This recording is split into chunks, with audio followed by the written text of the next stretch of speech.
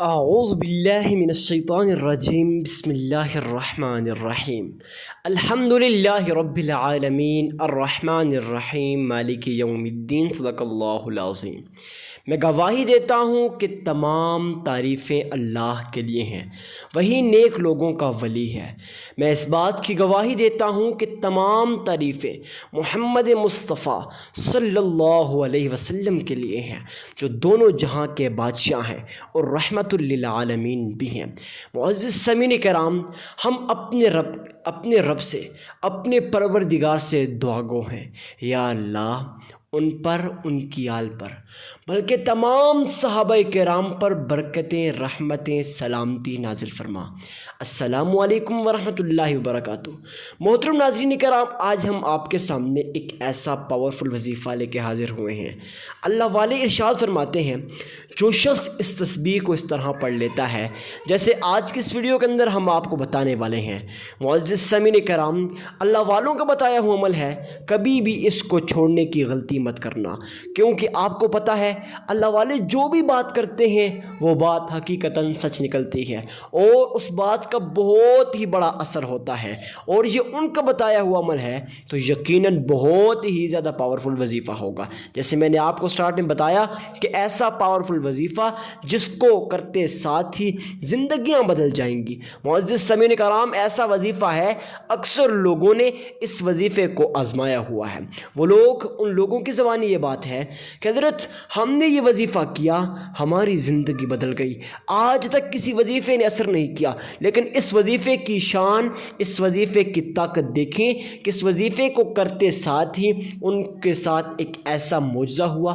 وہ معجزہ کیا ہوا، آئیے آج کی اس ویڈیو کے اندر مکمل ڈسکس کرتے ہیں۔ معزز سامعین کرام، بلا ٹائم ویسٹ کیے شروع کرتے ہیں آج کے اس نایاب، مجرب اور آزمودہ وظیفہ کو۔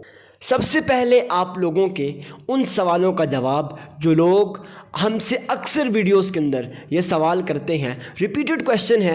اکثر لوگ کہتے ہیں حضرت ہمارے وظائف اثر نہیں کرتے۔ میرے بھائی، وظائف اثر تب کریں گے جب آپ ہمارے بتائے ہوئے طریقے کے مطابق اس عمل کو کریں گے۔ اکثر لوگوں کا کہنا یہ ہے کہ حضرت ہم وظائف تو کرتے ہیں لیکن پھر بھی ہمارے وظائف اثر نہیں کرتے، حالانکہ آپ تو کہتے ہیں کہ وظائف 100% اثر کرتے ہیں۔ دیکھیے، پہلا سوال یہ ہے، اس کا جواب یہ ہے کہ جیسے آپ وظائف کرتے ہیں، آیا آپ نے وظائف سے پہلے کیے جانے والے وہ تمام عمل جو ہم نے آپ کو بتائے، کیا اس پہ عمل کیا؟ یقیناً جواب نہیں میں ہوتا ہے۔ آپ نے ایسا نہیں کرنا، آپ نے ویڈیو کمپلیٹ واچ کرنا ہے، ہر ایک بات کو سمجھنا ہے، سننا ہے، اس کے بعد جا کے وظیفہ کرنا ہے، پھر میں آپ کو گارنٹی دیتا ہوں کہ آپ کے وظائف اثر کریں گے۔ معزز سامعین کرام، سب سے پہلا کام آپ لوگوں نے کرنا ہے کہ اپنے ذہن کو خالی کیجئے، اپنی ذہن کو ان تمام چیزوں سے، ان تمام جو ایسی باتیں لوگ کہتے ہیں نا کہ وظائف اثر نہیں کرتے، یہ فلاں، بھائی اس چیز سے اپنے ذہن کو پاک کیجئے۔ اکثر لوگ پوچھتے ہیں حضرت وظائف اثر نہیں کرتے۔ دیکھیں یار، اب کہتے ہیں وظائف اثر نہیں کرتے، یہ اللہ کا کلام ہے۔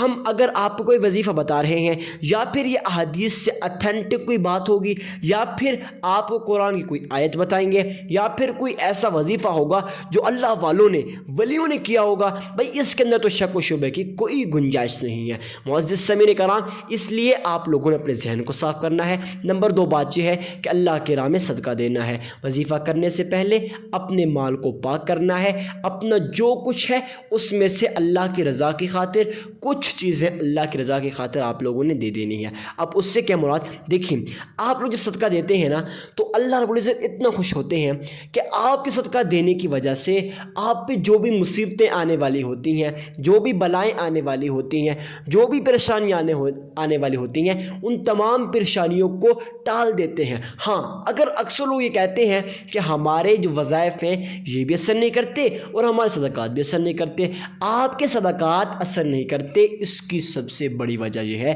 کہ آپ لوگ ریاکاری کی نسبت سے، دکھاوے کی نسبت سے دیتے ہیں۔ ہاں، ایک سوال میں آپ سے کروں گا، آپ لوگوں نے کمنٹ سیکشن میں اس کا جواب لازمی دینا ہے۔ دیکھیے، پہلا سوال یہ ہے کہ آپ جب بھی آپ یہ صدقہ دے رہے ہوتے ہیں، آپ کے ذہن میں آیا کوئی ایسا سوال آیا ہے کہ بھائی میں صدقہ دے رہا ہوں، لوگ مجھے اللہ کا ولی کہیں گے، لوگ مجھے متقی کہیں گے، لوگ مجھے پرہیزگار کہیں گے؟ ہاں، اگر ایسا کوئی بھی خیال، کوئی بھی تصور آپ کے ذہن کے اندر آیا ہوا ہے تو کمنٹ سیکشن میں بتائیے۔ اب میں بتاتا ہوں کہ یہ تصور انسان کے ذہن کے اندر کیسے آتا ہے، کیا یہ صحیح ہے یا غلط ہے۔ دیکھیے سب سے پہلا سوال کہ یہ تصور انسان کے ذہن کے اندر کیسے آتا ہے، کیونکہ دیکھیے جب آپ اللہ کی راہ میں صدقہ دیتے ہیں شیطان ہوتا ہے، شیطان آپ کو کہتے ہیں بھائی آپ لوگوں کو دکھاؤ کہ میں اللہ کی راہ میں دے رہا ہوں۔ اس سے کیا ہوتا ہے، کوئی غریب کو آپ صدقہ دے رہے ہیں وہ تو لے لیتا ہے بیچارہ، لیکن اس کی حاجت، اس کی ضرورت اس وقت پہ پوری ہو جاتی ہے، لیکن اس کی جو عزت ہوتی ہے اس میں کمی آتی ہے، اس سے اس کے دل کو دکھ پہنچتا ہے، تکلیف پہنچتی ہے۔ یہ صحیح نہیں ہے۔ آپ لوگوں نے صدقہ اس طرح دینا ہے گویا آپ ایک ہاتھ سے دیں دوسرے ہاتھ کو پتہ بھی نہ چلے۔ پہلی بات، صدقہ دے دیا، اب کتنا دینا ہے تو جتنی بھی آپ کی استطاعت ہو۔ تیسرا کام یہ کرنا ہے، درود ابراہیمی کو پڑھنا ہے۔ آپ لوگوں نے وظائف تو بہت سارے کیے ہوں گے، لیکن آپ لوگوں نے آج کا یہ عمل کچھ اس طرح سے کرنا ہے جیسے میں آپ کو بتا رہا ہوں، پھر اپنی زندگی کو بدلتے ہوئے اپنی آنکھوں سے دیکھیے گا۔ معزز سامعین کرام، تیسرا کام یہ ہے کہ آپ لوگوں نے اللہ کی رضا کی خاطر درود ابراہیمی کو پڑھ لینا ہے۔ اب درود ابراہیمی کو کتنی بار پڑھنا ہے، کیسے پڑھنا ہے، تمام سوالوں کے جواب سنیے۔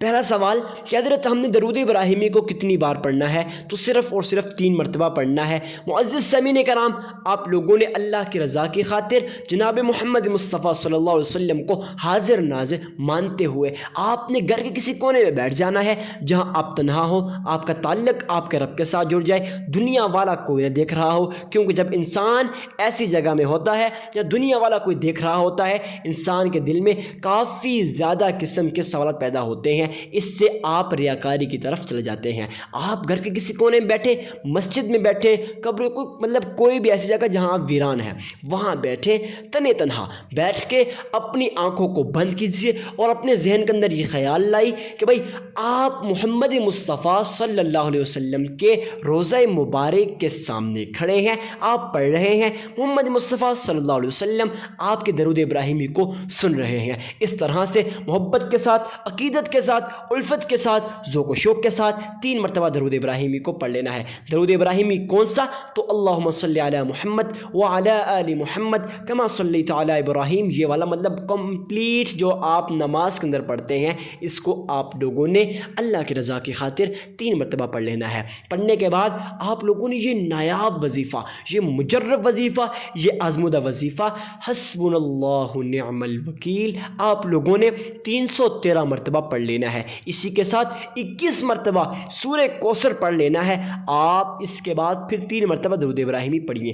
اب دیکھیے پہلا کام یہ تھا، ذہن کو صاف کیا، نمبر 2 صدقہ دیا، نمبر 3 درود ابراہیمی 3 بار پڑھا، نمبر 4 حسبنا اللہ نعم الوکیل 313 بار، 21 بار سورہ کوثر پڑھا، نمبر 5 پھر 3 مرتبہ درود ابراہیمی کو پڑھا۔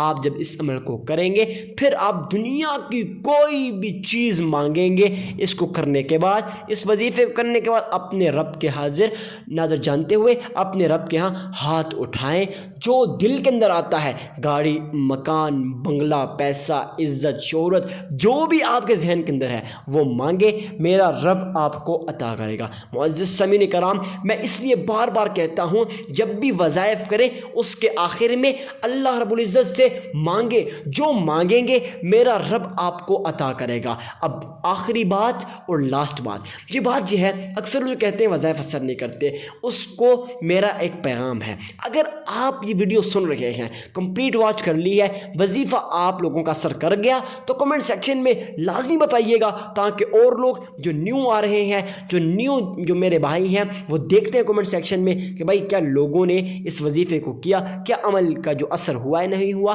تو اس لیے آپ نے کمنٹ سیکشن میں لازمی لکھ دینا ہے کہ اگر آپ کا عمل قبول ہوا ہے یا نہیں ہوا۔ معزز سامعین کرام، صدقہ جاریہ سمجھ کر اس ویڈیو کو شیئر کرنا مت بھولیے گا۔ ملتے ہیں کسی نیکسٹ ویڈیو میں، اجازت دیجیے اپنے بھائی کو، تب تک کے لیے اللہ حافظ۔